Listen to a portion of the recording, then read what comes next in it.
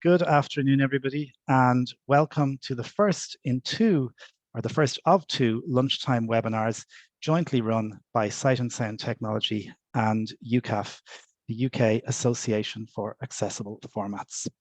My name is Stuart Lawler. I'm Head of Digital Content here at Sight and Sound Technology, and it gives me great pleasure to open today's session. I will be the moderator for today's session, and next week, Roger Furman from UKAAF will be moderating the session. Today, we have three really impressive speakers from various backgrounds, all of whom have an interest and passion in text-to-speech development. I'm really looking forward to hearing their presentations. We're going to hear from Victoria, Ronan, and Willem. And at the end of the three presentations, there will be time for you to put your questions and comments to the panel. And you can do that via the Zoom meeting platform by using chat. You can press Alt and H if you're on Windows, or use the appropriate button on your iOS or Android app to open chat. Or you can raise your hand if you'd like to ask a question by pressing Alt and Y, or using the appropriate button on iOS or Android. We'd love to hear your questions, and we will be making sure there's time at the end of all presentations for questions to be heard. Now, before I go any further, we have some quick messages, and I'd like to start off by introducing Sight and Sound Technology CEO Glenn Tukey, who is always extremely supportive of our webinar sessions. Glenn is extremely busy doing lots and lots of things, but has taken time out to join us today to say a few words. So Glenn, very happy to hand over to you. Yeah, thank you, Stuart. Makes me sound very important, so busy, but I've managed to squeeze you guys in. But it's actually because I'm a great fan of Stuart's, and even though it's our sessions, I just love coming along and looking at the enthusiasm and seeing the great people we get on board to talk with us. And yes, Roger, UKAAF, thank you very much for partnering with us. Victoria, Ronan, Willem, so good to have you on board as well. And this is an area I've been in this industry only 15 years, so I'm a boy compared with many of you out there, for sure. But this area of text to speech and that's the enabler. That's what enables the products and services and support to happen. So the technology behind it and the way in which it's deployed is, I don't know, it's like tinkering with the engine on your car, isn't it? So I'm really looking forward to this session and next week's session, and they build on one another. So if you're here today, tell your friends and come along next week as well. But I hand back to you, Stuart. I just want to say welcome. Thank you to our guests, and welcome to everybody who's on board here today. Thank you, Glenn. And yes, if you're here today, and please do come next week and tell your friends, because we have three more great speakers joining us next week at the same time, and we'll give more information on that session at the end of today's session.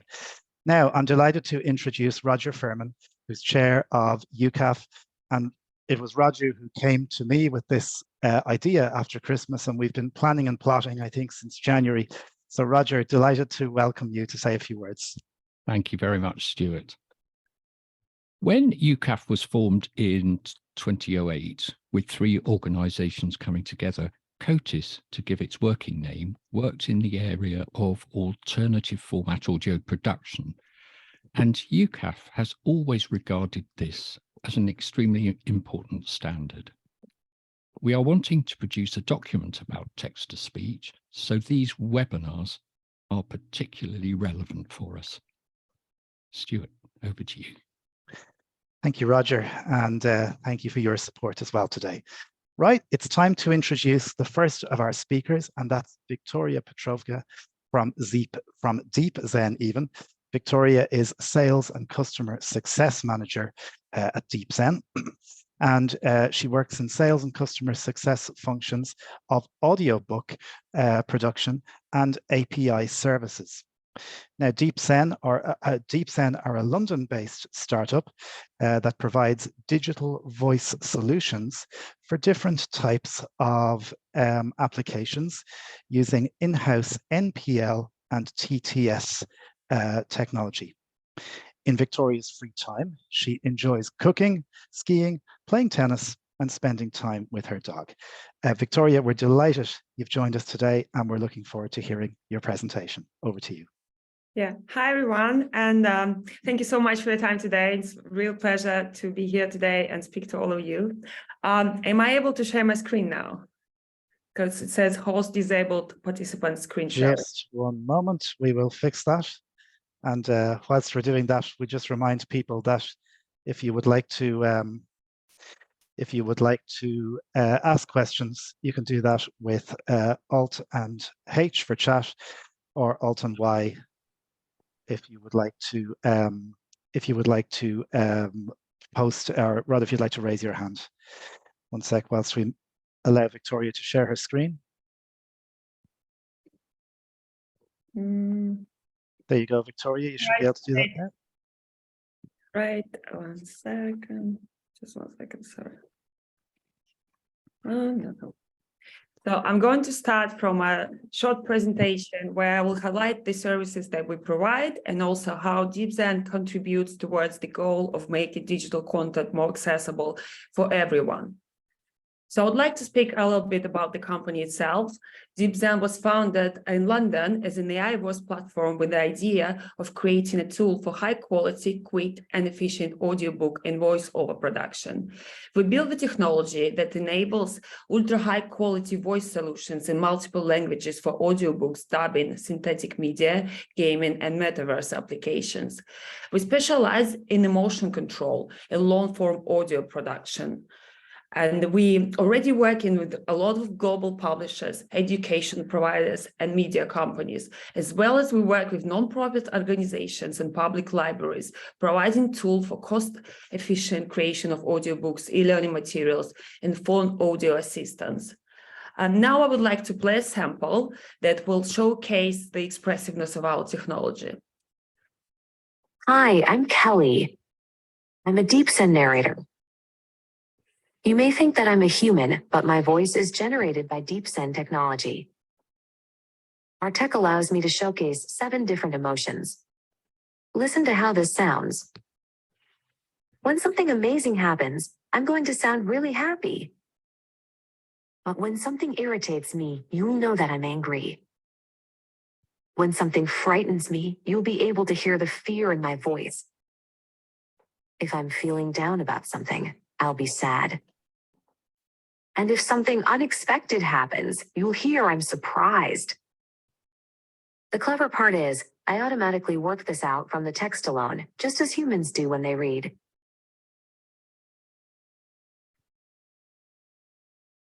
We offer different solutions that help to make content more accessible.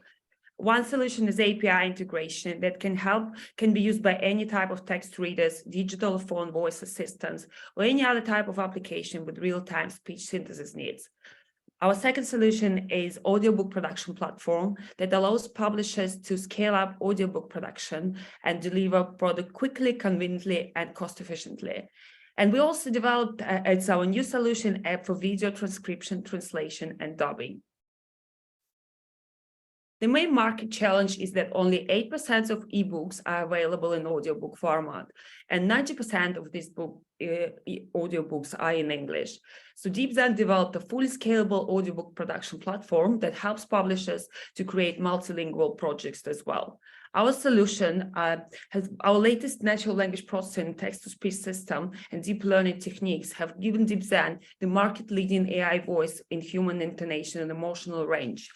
And it's critical for customers' needs. We produce audiobooks for a cost less than half the traditional production and 5 times faster than traditional production. And we have a vast library of voices readily available. So basically for end users, we deliver increased audio content availability and selection of content. And for businesses, we help with scalability and automation and quicker turnaround time, lower unit prices.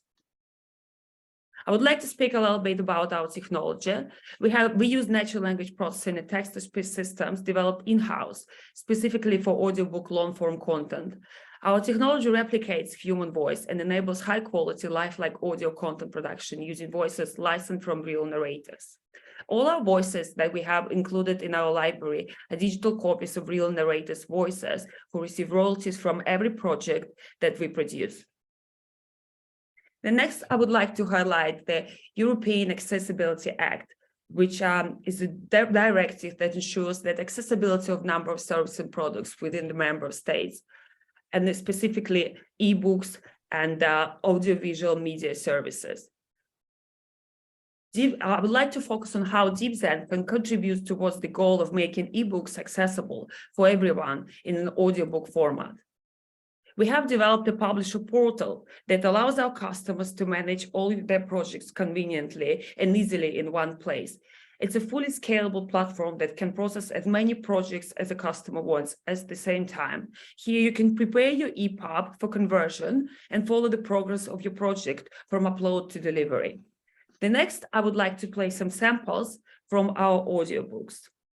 The first sample is a sample from a title by Cecilia Mecca, King's Commander, recorded with the voice William of DeepZen. They're all dead. So the rumors are true. I came right away, I say, as the man I've served my entire life buries his head in his hands. One by one, the others pile into the throne room behind me. King Galfrid doesn't even seem to notice. Standing, he moves to the window. I wait with the other members of the Curia as the most powerful man in the kingdom slips his hands over his bowed head in complete despair. Varney, the king's chancellor, whispers to me. I shake my head. This moment deserves silence. Reverence. Friends. Brothers in arms. We've lost so many this day, including the king's son and successor. A warm breeze drifts in from the open windows. In the chambers below us, only small shuttered openings and arrow slits puncture the castle walls. A safety precaution. But we're so high above the earth up here, only the... And the other sample is recorded from with the Edward Herman voice, a digital copy of voice of actor Edward Herman, who passed away a few years ago, and DeepZen cloned his voice with the permission of his family using his voice for audiobook production. The sample from a title by Justin Smith, The War with Mexico. Mexico and the Mexicans, 1800 to 1845. Mexico, an immense cornucopia, hangs upon the Tropic of Cancer and opens toward the North Pole. The distance across its mouth is about the same as that between Boston and Omaha, and the line of its western coast would probably reach from New York to Salt Lake City. Nearly 20 states like Ohio could be laid down within its limits, and in 1845 it included also New Mexico, Arizona, Utah, Nevada, California, and portions of Colorado and Wyoming. Here, I would like to also highlight the projects that we already participate in, and we work with National Network for Equitable Library Services, the Canadian Accessible Library Service. We have started audiobook production with them recently, but we've been with conversations with them for the last year, and their aim is to deliver accessible formats of digital content. And we also work with nonprofit organization Pro-Literacy that supports literacy programs and helps adults to learn and read and write. And they also support different types of content, audio content, and also digital content as well. And I would like to add that we are open to other projects, and we would be delighted to contribute towards the goal of making digital content and ebooks in particular more accessible. I will stop here and thank you so much for your time, and I'll be happy to answer some questions at the end of presentations. Victoria, thank you very much. Really great presentation. And I think up to now, I would have been saying I wouldn't listen to an audiobook read by a text-to-speech, but after hearing your example, it's certainly something I want to explore more. So thank you for sharing what you're doing with us, and I'm sure there'll be questions for you at the end. Now, I'm delighted to introduce our next speaker, who is Ronan McGurk. He's an Irish language translator and IT professional with many years' experience in banking. He's currently working in the civil service in Dublin. Ronan is blind and is widely experienced in a wide range of access technology throughout his career. He has an MPhil in speech and language processing from Trinity College Dublin. He has also worked in research. Has also worked in a research project with Trinity College Dublin, working on the implementation of the Aber speech synthesizer, language speech synthesizer with NVDA. And I have to say personally that I've known Ronan for a very long time, and I'm very grateful that Ronan has taken the time to join us today. So Ronan, we're delighted to have you and looking forward to hearing your presentation. Thanks very much, Stuart, and apologies, I don't actually have any slides to show, so you're just going to have to look at my face, I'm afraid. So talking about Irish, and this really brings, for people who don't know, the Irish language is a minority language in Ireland, and its support in terms of synthetic speech is dramatically different from English. I started using English with synthetic speech back in 1983. And moving swiftly on, by the year 2013, there wasn't an Irish language synthesis system available. I first came across NVDA sometime around 2010, 2012, and I noticed the different numbers of languages that NVDA supported using the eSpeak synthesizer. Now, eSpeak, somewhat like eloquence, many people would consider very robotic and not in the least bit natural sounding. But on the other hand, it's quite useful and quite good for editing a Word document or computer coding, which is the kind of thing I was doing. Now, there was no Irish language system available there, but I noticed that the eSpeak team highlighted that it wasn't developed by language experts. The different languages were developed by blind people who were enthusiastic about doing it. Now, I was aware at the time that there was an Irish language synthesis development project in Trinity College Dublin, had started off, but it wasn't close to production with screen reader. So I engaged with Jonathan Duddington on the eSpeak project at the time, and cut a long story short, I managed to get a first implementation of the Irish language into eSpeak. And that was the first working Irish language synthesis system at the time. It was many drawbacks, eSpeak, robotic, very tinny, and also it was a kind of a school Irish. It wasn't like a very native speaker dialect. One of the challenges with Irish is there isn't a single standard pronunciation. There's 3 major dialects and many smaller dialects, so it's a challenge always to produce it. So what became clear to me very quickly was, from an architectural point of view, synthetic speech is one thing, but do you need all the supporting design and software around it? Very simple example. If you're reading a screen with a screen reader, reading a website, the screen reader says many things that are not actually written on the screen. For example, button, link, heading, edit box, combo box, tick, checkbox, not checked, things like that. So all of those phrases need to be available in the language that you want to use. So this is called software localization. And I kicked off a software localization project with NVDA, and with a number of people, we managed to implement into NVDA the Irish language interface. This is something that I'm continually doing at the moment, and you might be interested to know that there's now 2,700 messages in NVDA that need to be kept up to date with every new release that comes out. It's an ongoing support issue.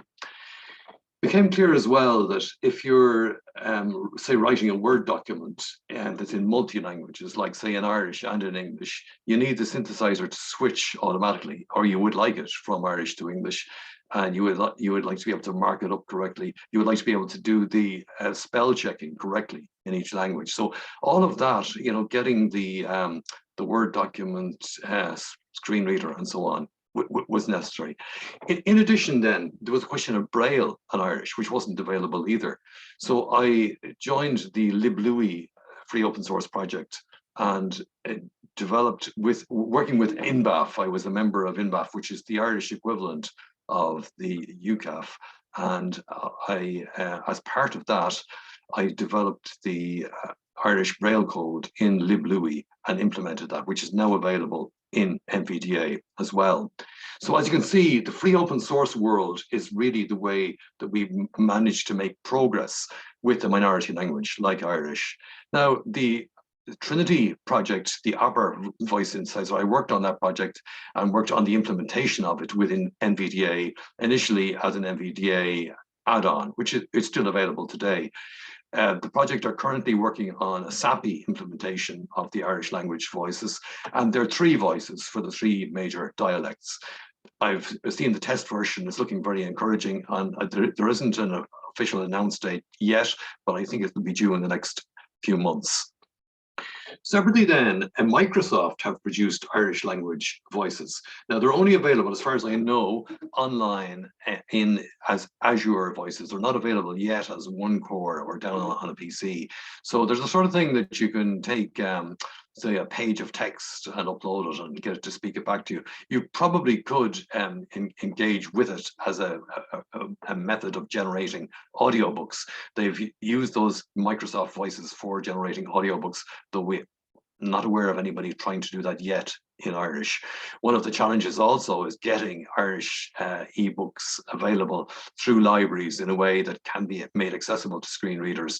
Some of the local authority libraries, Wicklow Library now has maybe over 100 Irish language titles that I've succeeded in reading with NVDA and eSpeak, and using with both eSpeak and ABER, and using the Adobe digital editions as the way to read it.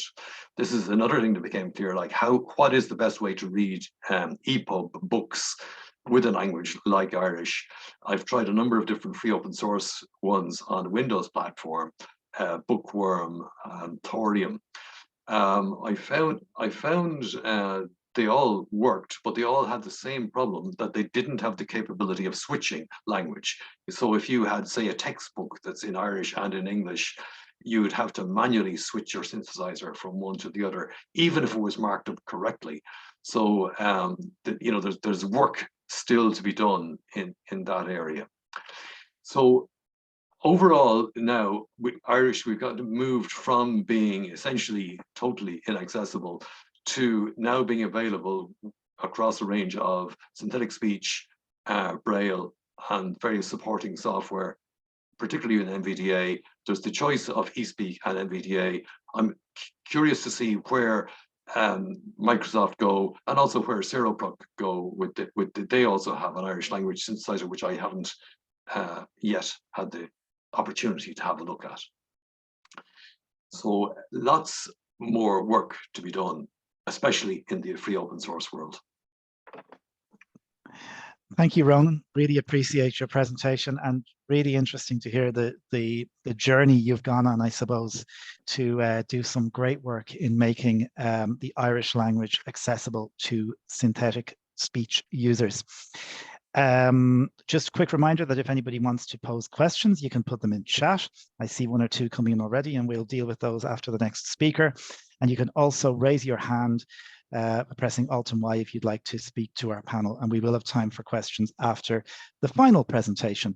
And speaking of the final presentation, I'd like to introduce Willem Clunas, and Willem is the Partnerships Assistant at CereProc. CereProc is an award-winning synthetic speech company, and they're based in Edinburgh. CereProc's voices have character, making them appropriate for a far wider range of applications than traditional text-to-speech. And CereProc is the only company to provide DNN voices directly on mobile without requiring an internet connection. And I'm sure Willem will tell us what DNN means. Willem, thank you for joining us, and you're very welcome. Thank you very much, Stuart. Can I just get the screen share enabled for me, and I will open up my presentation. 1 moment, and we'll do that for you.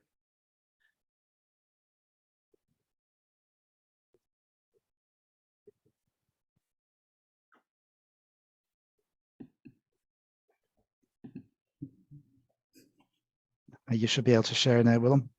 Super, thank you very much. There we go. Sorry, there we go. Excellent. Thank you again for the introduction, Stuart. As Stuart said, my name is Willem Clunas. I am the Partnership Assistant at CereProc. We've been around since 2006, working on text-to-speech for quite a while. We'll just go over a brief agenda for what I'm going to discuss. This is the history, the CereVoice system, companies that are working with CereProc, and then at the end, questions. So to begin with CereProc's history, there are a few dates that I've picked out as being quite important ones. 2006, 2010, 2012, 2019, and finally 2023. In 2006, CereProc launched our unit selection voice system, which essentially is taking recorded audio and then it chops it up into very, very small pieces. And then the system will then glue those pieces together. While this is very fast, this does have some issues, such as when you generate audio using this system, you require all of that audio to be available, which means large file sizes. And also there might be issues with strange stops, starts, little errors that you can hear that that are quite noticeable. In 2010, we did our voice cloning of the American film critic Roger Ebert, who you might have heard of. This voice clone was built entirely out of archive material because at the time Roger and CereProc were working together, Roger had already lost his voice to throat cancer. As far as we're aware, this was the first voice cloning from archive material. And using the knowledge from that, we move on to 2012, where we opened up with our first at-home voice cloning system, CereVoice Me, which allows users to speak out sentences, have it recorded on their devices, or on their computers rather, and then we can build a voice clone from that information. In 2019, we sort of have a generational leap with the CereWave AI system. CereWave AI is a deep neural network, or DNN, that was for you, Stuart, for the basically how it builds the voice. Whereas unit selection chops it up, glues it together, and has those little gaps. Deep neural network WaveNet style systems are entirely generated on the device, on the computer. This usually allows for much smoother, better replication of emotions, much smoother intonation. It just sounds better. And then in 2023, this year, we are working on our current largest custom voice tender. This is for NHS Wales. This is 16 voices that we are building for them in Welsh and Welsh accented English. Apologies. And these are for children and teenagers who have lost the ability to speak throughout various ailments. We also know how important it is to have accent variation in regions, so we are also doing the voices in North and South Welsh accents. On to the next slide. So the CereVoice system has a few key components to it that I will now demonstrate to you here. The first one is emotional genre. As mentioned before, CereVoice sort of prides itself on the range of emotions that our voices have, and I shall just demonstrate this to you now. In order to turn me off, please hold the power button for 3 seconds. Hi, my name is Haru and I'm a social robot. I like to chat. How are you? I just don't see the point in me being a receptionist. You can just get a tablet to do it for you. I mean, can't people just check themselves in any way? No one appreciates me chatting. Humans are so rude. I think it's time we had a serious talk. You've been drinking rather a lot lately, and it's not good for you. Maybe you could get an upgrade, and then you will be able to share your feelings. You never know. Maybe then you'll make some human friends. So that was Haru, a social robot voice developed with the Honda Research Institute. They're building a social robot that was going to interact with children, so they needed a wide variety of emotions. With CereProc's emotional genre system, we can make whatever sort of genres that are required by the customer. In the example you heard, we covered at the beginning, there was just the normal voice, and then happy, whiny, sad, empathetic, and cheeky. We're also capable of creating singing text-to-speech, which I believe is a good demonstration of the controls that our voices have in it. This has been created by using Music XML, which is an open source file format, and I will play the example for you now.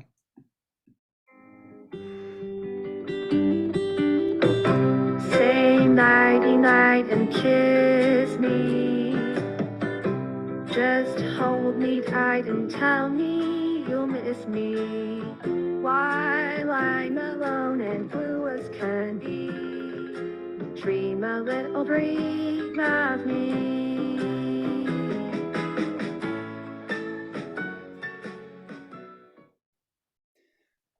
Our Sarah voices are also capable of running on mobile devices. We've recently released our Android app, CereProc, which includes deep neural network voices or unit selection if you have an older device that may not be able to generate the audio smoothly. Here's an example of that.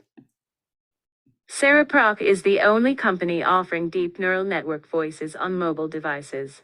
This allows customers who have security and privacy concerns to access CereProc's neural voices locally on device, preventing sensitive information from being sent to and from web-based servers. On top of the security concerns of contacting cloud-based services, there's also just the reality of living in the British Isles, in which internet access is not a guarantee. There are a lot of places that don't have Wi-Fi or mobile internet signals good enough to be able to send and receive audio. With our Sarah voice system, you are able to have it on device without requiring it connected to the internet. And finally, we have vocal puppetry, which a person can record their speaking audio and will basically just take the data of that and apply it to a synthetic voice to allow for the sort of similar, it sort of basically matches the flow, intonation, pronunciation of things, of voices. It allows people to make sure that the meaning is carried across clearly. And also it allows people who may no longer have the ability to speak, deliver their speech in the way that they want. For example, this is a wedding speech. Every father knows that one day their offspring will find a partner and fly the nest.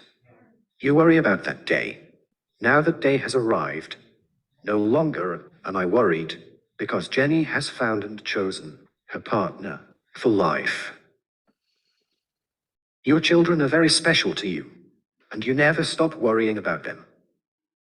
So this is the bit where I get Jenny worried about me embarrassing her.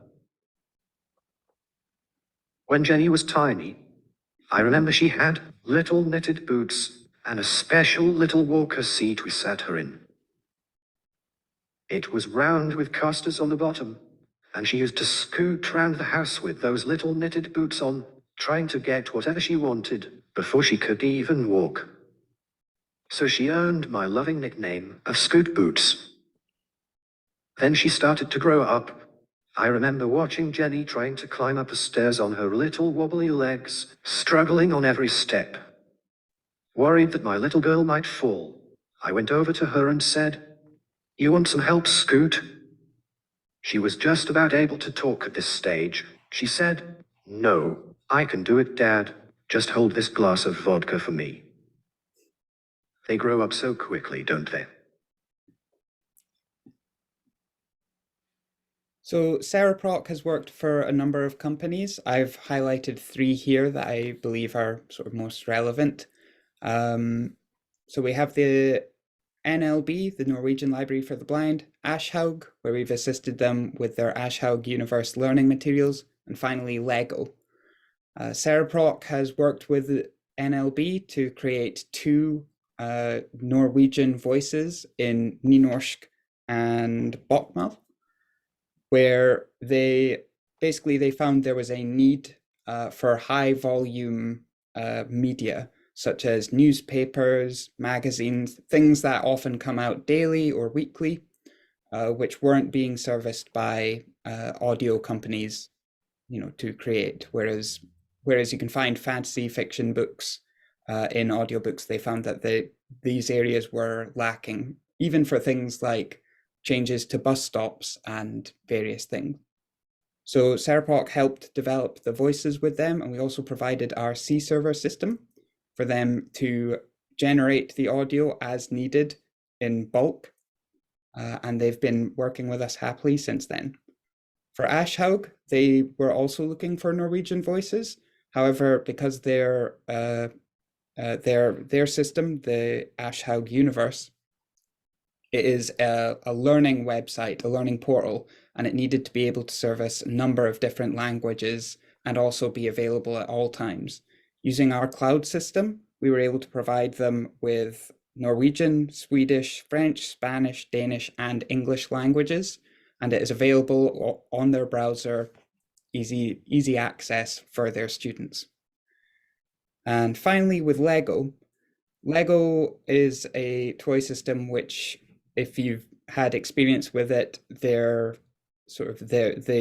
have gotten better, but the original instructions were somewhat lacking if you can't see. They're very sort of visual based. However, they decided to change this by developing an application that allows them children to be able to play with their toys. CereProc provided the voice for this, so the voice needed to be clear and be understandable in a range of areas. For example, if you are building a toy and it requires a 4x4 block, it will read out red 4x4 square, and that part is then conjoined. And I believe that's the end of my presentation. So thank you for dealing with me and my annoying voice. I'm glad. I hope you enjoyed it. Thank you, Willem. Thank you very much for your presentation, and yeah, really interesting to hear the wedding speech, and great to hear all the things that you're doing as well. So thank you for your time. Thank you also to Ronan, and of course, thank you to Victoria.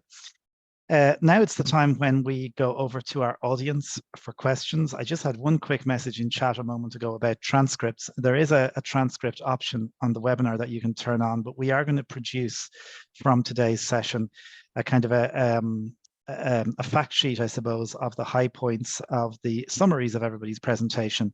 So we will make that available through Sight and Sound and UKAAF in due course. Question that came in on chat, and I suppose this might be for Victoria. You were talking about TTS. How does the TTS cope with character vocalization in audiobooks, as a human character would change their voice? I guess, when there's a different character, the human narrator can change. How does TTS manage with that? Yeah, okay. Yeah, thank you very much for your questions. Very good question about dialogue. So our technology can now identify different characters in dialogue and then manipulate tonal qualities, same as a human narrator would do. In addition to this prediction bit, emotions prediction bit, we have a team of editors working on every audiobook. So they have capability to control emotions and to change emotions in the final audio, and also to change pitch, to change tone of the voice. So basically, same as a human narrator will characterize different characters in the dialogue, we will do the same way. The only limitation towards this is that we are not able to switch to different accents, for example, in the dialogue, or at the moment right now, we do not mix two different voices in the same audiobook. But it's not like it's not possible right now, we just don't see the need for that. It has created an additional cost for us, so we don't really offer these services yet. But I think it will be offered, and it will be somewhere in the roadmap very time soon. Okay, thank you, Victoria. Really, really interesting, and thanks for answering that. If there's any more questions, if people want to raise your hand, if you'd like to actually ask a question, Alt and Y, or activate the raise hand button. If you'd like to chat, put something in chat, Alt and H. Might be a quick moment just to pop over to Roger at UKAAF. And Roger, I don't know if you have any comments or overall thoughts on anything that you've heard today. Thank you, Stuart. I just wondered whether Victoria might just deal with the question and and perhaps other speakers, perhaps Willem as well, if it applies, is how in books you deal with the issue of image descriptions. If you have pictures and graphs and graphics, how that's dealt with in your various systems at the editing stage. Yeah, absolutely. Thank you, Roger. So we have two ways of dealing with images and any kind of descriptive content. So in most of the cases, we would delete the content and it doesn't really go into audio at all. However, if a customer would like to include the description of an image in the final audio, we would ask a customer to provide a descriptive wording content of this image. So basically just describe the image in words and like just include it in your manuscript. And while you're uploading the manuscript to the portal, our system will delete the images but leave the wording as it is. And this is how we deal with these cases. Okay, brilliant. Thanks, Victoria. I have a raised hand from Leonie Watson. So Leonie, you should be able to unmute yourself. I think we have you. Thank you all for the presentation. It's really interesting. I have a question. Willem, you mentioned that you've now got an on-device DDN system that will work on your Android app. Question for all of you, really. Do you have any sense of when we might start to see the kind of sort of neural text-to-speech DDN quality of voices being available on device for screen readers? Because quite frankly, their collective quality of synthetic speech is legacy, to put it politely. And I, for one, would very much like to be able to listen to well, everything I do on my laptop with a better quality voice. Well, thank you, Leonie, for the question. Yes, so for screen readers, depending on what operating system currently using with them, you could be able to access our deep neural network voices now. On Android, I believe you can use a deep neural network voice from our CereProc app as the voice for the screen reader. I believe as well that there's a lot of users who prefer to have the screen reader speak quite quickly. For that, CereProc also provides our unit selection voice. It's usually labeled as a standard voice rather than CereWave. CereWave being the DNN voice, so you can listen to the voice, so you can listen to the screen reader at the speed that you prefer. But you should be able to. I believe that it'll be in the next couple of years, certainly, that you'll be able to use whatever voice you like. Certainly from CereProc. Thank you. Thanks, Leonie. Stuart, can I add? Sorry to interrupt. Just thinking about the question from Leonie.